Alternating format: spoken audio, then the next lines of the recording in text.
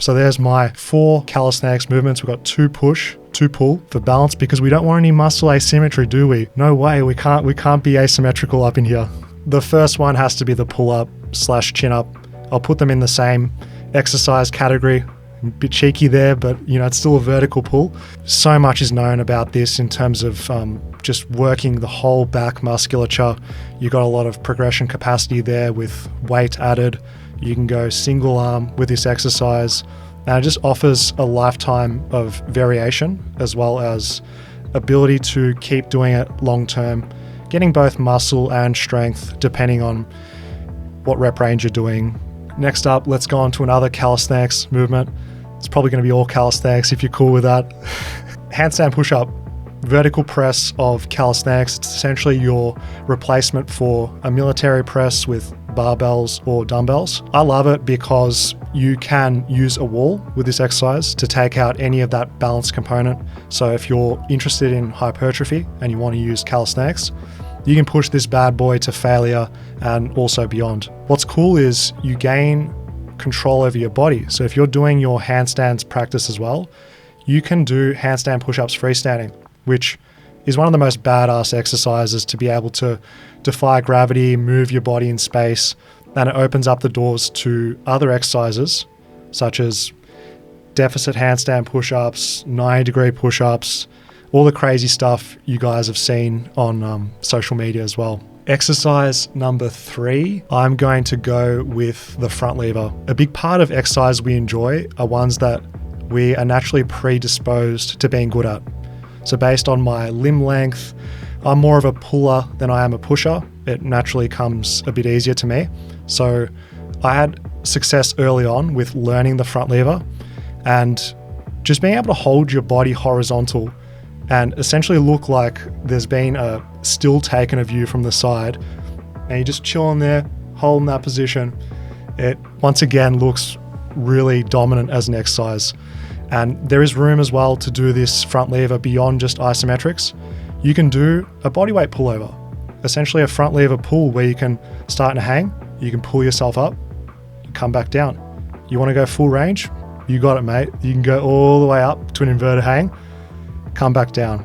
So you can see how this, if you wanted to do freestyle, integrates into that type of stuff with calisthenics where you can combine exercises and have fun in that respect. Exercise number 4. I'm torn between the dip and the push-up. The push-up, I'm a huge fan of this exercise in terms of intermediates or people that are advanced. You can overload this exercise as well. Get a dip belt, put it around your mid-back, elevate your hands and feet, bam, weighted push-up till the end of time. You can load it heavy for sets of 5 to 8. You can put just a little bit of weight on there, do 10 to 20 reps. It'll keep your challenge for life. And you throw rings in the mix. Here we go. Here's the ultimate segue.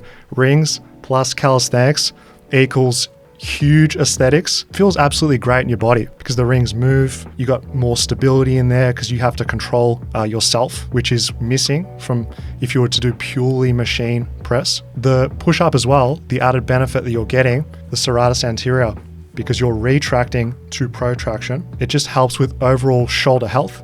So on average, you'll find, when I do push-ups in my routine, you know what? My shoulders feel pretty good because you miss that from a bench press where you're just stuck into retraction the whole time. But I'm going to go with what's going to help most people, which is the dip. Squat of the upper body. I mean, you just have to see people loading up this exercise to know that you will never outgrow the dip. We're seeing people do dips with 120, 150 kilos. Granted, they're using essentially powerlifting equipment such as sleeves for the elbows to help and whatnot, but the ones that can lift 150 kilos on a sleeved up dip could at least do 100 plus kilos. So full respect goes out to those people. But you listening, the average fitness enthusiast, the dip, if it suits your shoulders, it feels fine. I think it's such a good movement. Anterior delts, triceps, huge chest movement. And once again, you can vary your body posture to target different muscle groups there as well. Yeah, fantastic. And that's can be the tricky part of doing dips, especially in commercial gyms, where you've either got the rack where it's super narrow, it feels awkward, or you got to go super wide and jacks up your shoulders, the different orientations of bars. If you've got V-shaped dip bars, play around with facing in, see how it feels with your shoulders. Do you feel strong, pain-free? Play around with facing outwards in the rack. That might feel better for your shoulders because it externally rotates them. And of course, the ring dip. See how I'm getting all these bonus exercises in here by using the same one. You've got the option of doing your ring dips, lots of degrees of freedom, feels really comfortable in the joints, train anywhere, anytime. Even if you're holidays, traveling, you're set. Is full range of motion good for calisthenics? It depends. If you only want to build strength specifically to do an exercise, then you need to use a range of motion that reflects the goal that you have, i.e. you want to compete in pull-up competitions where the standard is chin clearing bar height, then you're best to train at that range of motion to build specificity. If you have hypertrophy goals, I recommend blending both. So I would do full range of motion for as much as possible. You hit technical failure, you can't get your chin above the bar, and then you integrate in some bodybuilding principles. You do some stretch partials, working towards true muscular failure. So you might add an extra 3 to 4 reps where you're just getting your head to the bar, then you're getting up halfway, then a quarter. That way you can guarantee that you've fully stimulated your back, which gives you the best of both worlds. And I think people that do calisthenics also want hypertrophy, but they're not adding in those stretch partials, you're missing out on dormant gains. That's why I choose calisthenics to my base level of training option to this day, because people would ask, why are you doing a handstand? What's the point? I just want to do a handstand. I think it's fun. They think there's some deeper purpose behind everything you do, but it circles back to fun. And I find that with calisthenics, there's just something special about that freedom of movement when you're lifting yourself in a muscle up. It just feels dope, dude. When you're doing a handstand push-up and there's this level of danger, you're going to hit your head, but you're strong enough to lower down, come back up, and dominate gravity. Plus, if you're training with these hypertrophy principles, you're going to look jacked as well.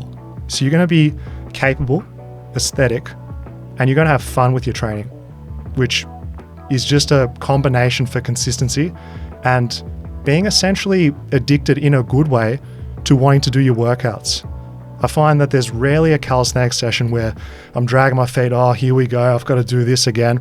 But if I was put on a purely hypertrophy program with tons of machines, and because it's optimal, because I can get more volume and work closer to failure, it would bore me and I wouldn't put as much effort in.